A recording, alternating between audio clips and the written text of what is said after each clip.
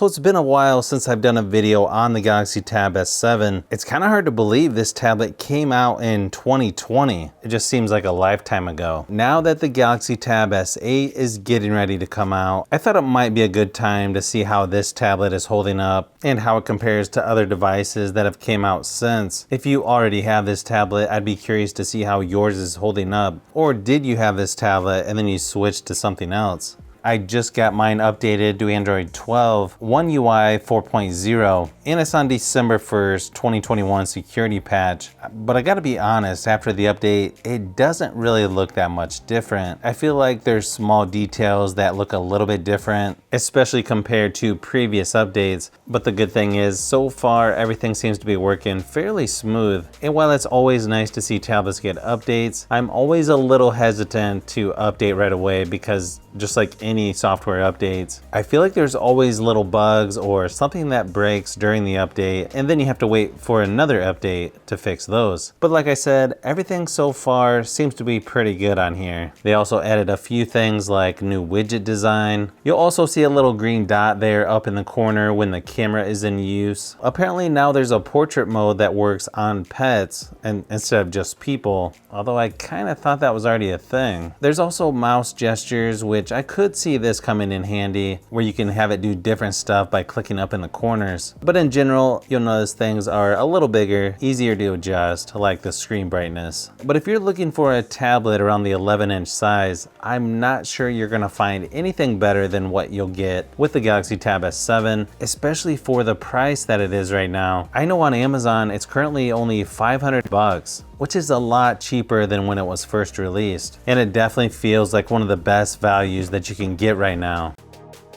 Now, if you like tablets, phones, and other tech, consider hitting that subscribe button. I try to cover as much on the channel as possible, and I'll be posting more videos this year than ever before.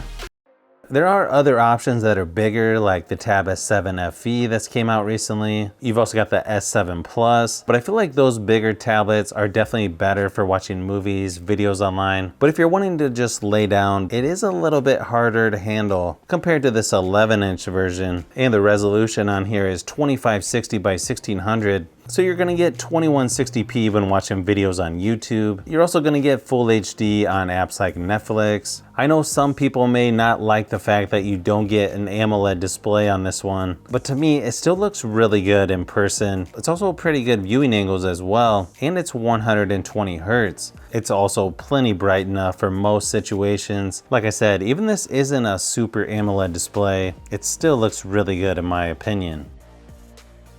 And then of course, one of the biggest features of this tablet is going to be the S Pen. I know some people even think the S Pen is better than the Apple Pencil, and I sort of agree with that in some aspects. Pretty lightweight, easy to use. It also snaps onto the back of the tablet to charge. It's going to work great for just moving around the software, drawing, taking notes, pretty much anything you want to do with a stylus. This S Pen is going to be really good for that, and then some. They really do pack in as much stuff as possible when it comes to S Pen features as well, which is really nice, even if I'm not using all of those features.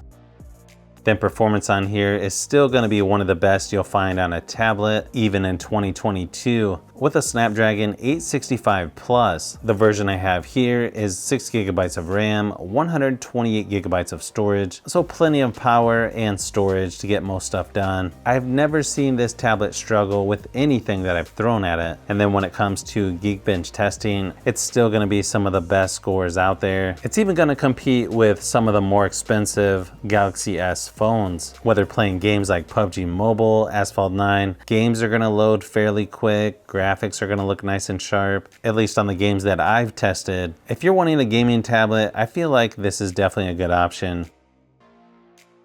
And then of course, Samsung DeX is always going to be nice to use if you need to be a little more productive. You can connect a keyboard and mouse to feel a little bit closer to an actual laptop. And the nice thing about this one is you can connect it to an external monitor if you want to use two screens. So yeah, it's sort of tough to beat this when it comes to productivity, and that's on Android or iPads. The quad speakers by AKG on here are definitely some of the best out there as well. Just make sure you turn on Dolby Atmos to give the speakers a little more oomph and to make them that much louder.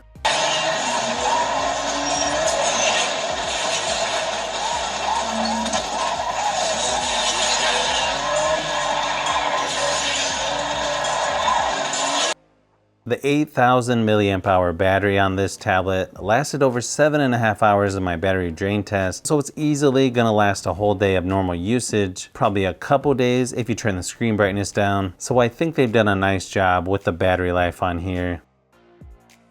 And if you need a tablet for Zoom meetings, this would probably be one of your top picks, in my opinion, especially since you can use 2 screens. I know there may be some people out there that don't use tablets for photos and video, but this one definitely gets the job done and is gonna be one of the better ones out there. But yeah, so far, I feel like the Galaxy Tab S7 is still one of the best tablets out there, especially if you want an S Pen or if you just want a premium tablet for watching movies, browsing online, and the pricing on this seems to be better than ever. I still haven't decided on which tablet to get when the S8 comes out, but I'll definitely be getting at least one of those to review on the channel and of course to do some comparisons.